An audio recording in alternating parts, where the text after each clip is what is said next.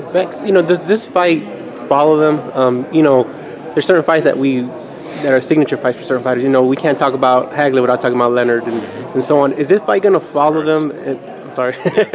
Is this fight going to follow them, whether good or bad? Is it one of those things that just either yes, but it depends on the outcome. If it winds up being a kind of what's the most likely scenario? Floyd turns it into his kind of fight, wins 8-4, 9-3. If that turns out to be the case, there's not a lot of action.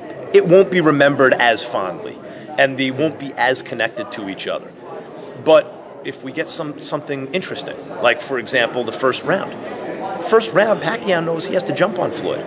He knows he's going to have to set the pace, and it's going to have to be a high-level pace because, well, no, you want to study Floyd. No, because if it turns into a chess match in the middle of the ring, you lose that. Floyd's brain works too quickly.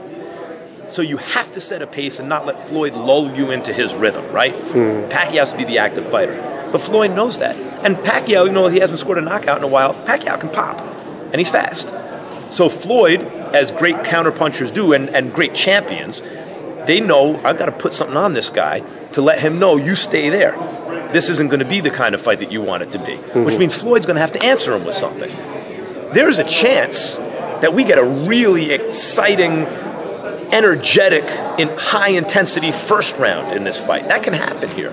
And if something like that does happen, and we get some ebb and flow and shift in momentum and dramatic things happening, then Floyd can still win 8-4, 9-3, but then we will remember it differently, and these two guys would be linked. You love boxing. Even if you weren't working in it, you still follow it. Who do you like in this fight? As Max Kellerman, not the broadcaster. No, I can't answer that question, not because I don't want to, but because, I've been asked that when I broadcast the fight, not to pick a winner because it gives the impression of favoritism. I don't entirely understand the policy only because, you'll see, Collinsworth do a game and he can still maybe make a prediction, right? Yeah. But I respect that that's the way people want things done. So I can put it like this.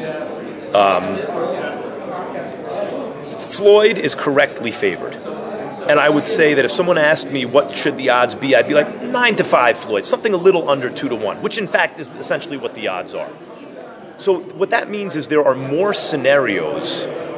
possible scenarios that favor Floyd than Pacquiao. But there are scenarios that favor Pacquiao.